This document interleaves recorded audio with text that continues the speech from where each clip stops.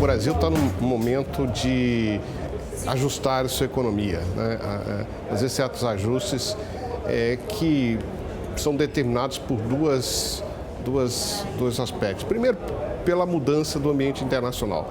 Quer dizer, nós não estamos mais diante de um ambiente tão favorável assim do ponto de vista do ciclo de commodities.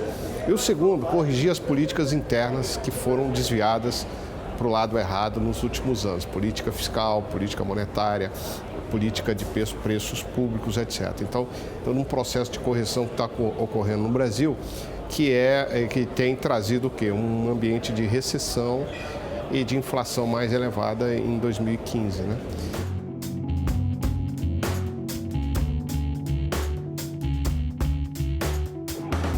A partir de 2016, feitas essas correções, eu acho que tem uma outra grande tarefa do Brasil, que é retomar o fio da meada das reformas.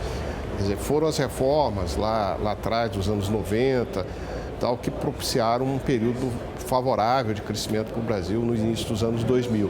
Né? Então, o que agora nós precisamos fazer é retomar esse fio de meada, dessa meada de reformas, para poder o quê? Aumentar a produtividade na economia brasileira, trazer novos motores de crescimento para o país e abrir aí um caminho para a melhora dos indicadores sociais, etc. A continuidade da melhora dos indicadores sociais que nós tivemos nos últimos anos. As medidas que estão aí são necessárias, né? Mas não são suficientes quando a gente olha do ponto de vista de crescimento. E eu acho que há vários pontos de reformas que precisam ser atacados. Desde mudanças de certas políticas do governo que diz respeito a certos setores-chave da economia, como, por exemplo, energia, transportes, concessões.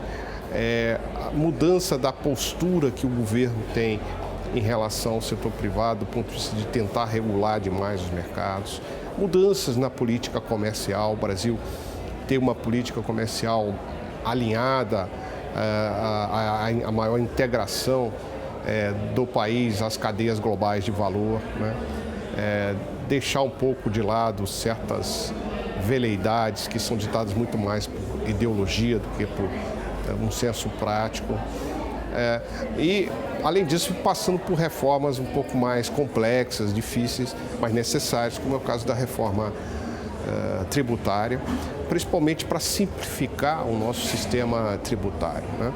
Que ele é hoje extremamente distorcido e que traz muito custo para as empresas brasileiras.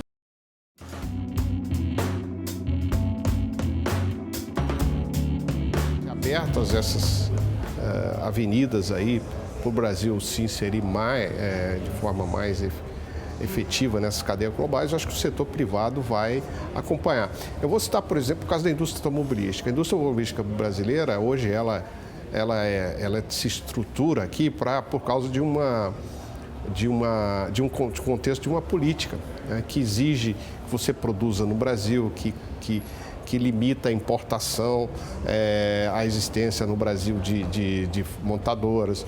Então, nós temos hoje excesso de capacidade na indústria automotiva local, sem ter uma integração maior. Se você comparar, por exemplo, a indústria automobilística brasileira com a mexicana, por exemplo, são dois países que têm uma produção mais ou menos igual, né? Mas com visões totalmente diferentes. O Brasil muito menos integrado do que o México, né? E nós estamos falando aqui de um setor de alta tecnologia que o Brasil tem capacidade, o Brasil tem vamos dizer assim, massa crítica, né?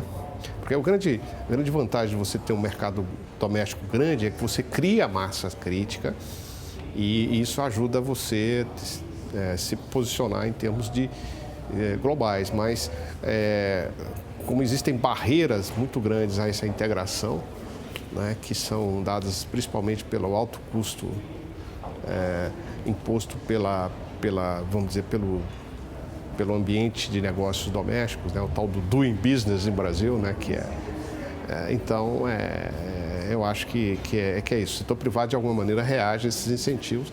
Ele não pode atravessar muito, porque senão ele acaba perdendo dinheiro, evidentemente não é o caso.